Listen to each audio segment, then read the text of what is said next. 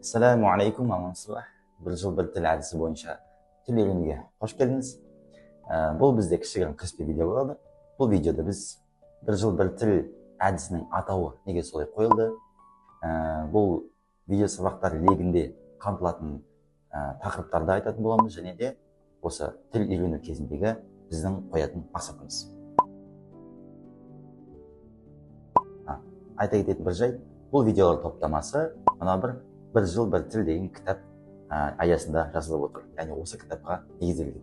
Сонымен қатар бізде бір жыл бір тіл әдісінің видео топтамасымен қатар бізде грамматика сабақтары бар. Мынау кітап бойынша жүргізіледі. Олай болса, бастайық. Бисмилля. Алғашқы сабағымыз біздің тіл білудің көрсеткіші, еркін сөйлеу, fluency деген тақырыпты қамтитын боламыз. Біз тіл үйрену барысында көбінесе білетін бір деңгейді өлшейтін жолымыз бар. А1, А2, Б1, Б2, С1, С2 деген осындай өлшемдер бар. Бұл өлшем қайдан шыққан? Бұл өлшем CEFR деген жүйеден алынған, яғни еуропалық жүйе бар. Осы тілге қатысты өлшейтін жүйесі. Алайда біз бір жыл бір тіл әдісінің аясында деңгейді кішкене өзгешелеп аламыз. Жалпы мақсат әрқалай, алайда біздің осы жердегі қоятын деңгейіміз бұл жалпылама деңгей болып табылады. Мәселен, бізде 0 бар делік, яғни бастапқы деңгей бар, және бізде near native fluency деген деңгей бар.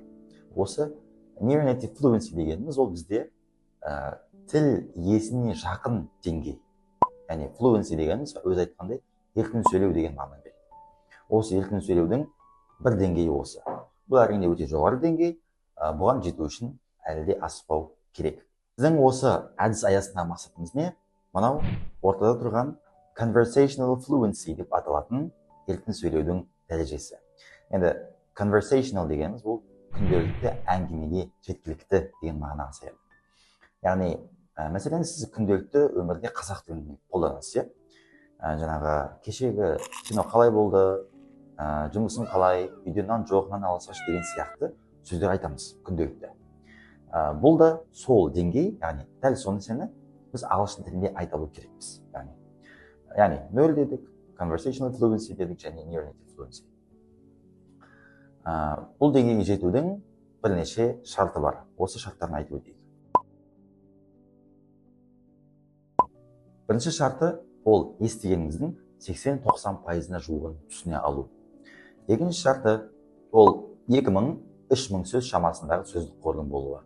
Үшінші шарты шет тілінде сөйлесу барысында бір нәрсені түсінбей қалған жағдайда оны еркін түрде сұрай алу. Яғни өзіңізді жайлы сезіне алып отырып сұрай алу. Мәселен, біреумен сөйлесіп отырсыз, бәлкім ол шет тілдік адам шығар, соның айтқан сөзін түсінбей қалдыңыз. Түсінбей қалған жағдайда не істейміз? Көп жағдайда біз иә деп өтірік бас изеп қана отыра беруіміз мүмкін. Көп адамның істейтіні бәлкім сондай да шығар. Алайда қалай істеуіміз керек?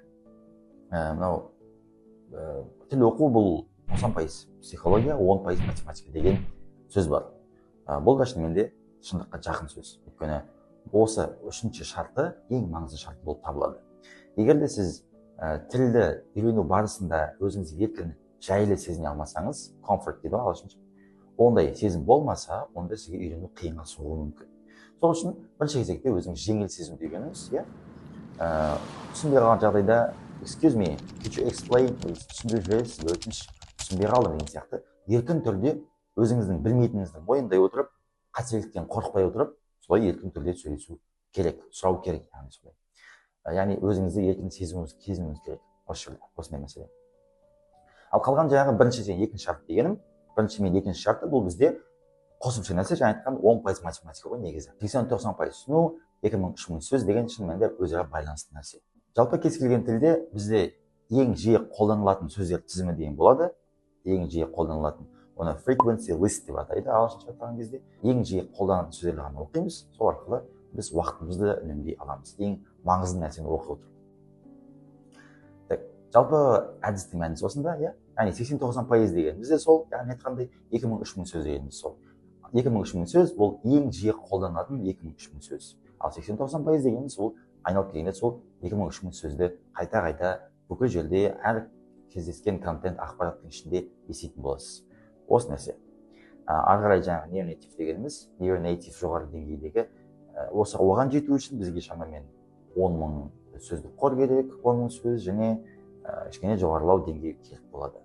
Сол үшін де біз қазірге қоятын мақсатымыз, қазіргі бастап А деп бастағаннан бері қоятын мақсатымыз осы күнделікті өмірге қажетті, жеткілікті, яғни тіл деңгейі. Видео түсінікті болды деп үміттенемін. Ассалаумағалейкум, келесі видеода кездескенше.